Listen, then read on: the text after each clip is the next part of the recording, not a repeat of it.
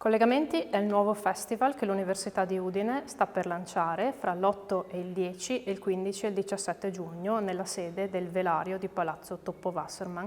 È un momento importante per noi perché è un momento in cui l'Università vuole incontrare la popolazione. Non vogliamo raccontare, vogliamo dialogare assieme a voi, assieme al territorio, assieme al pubblico presente in sala.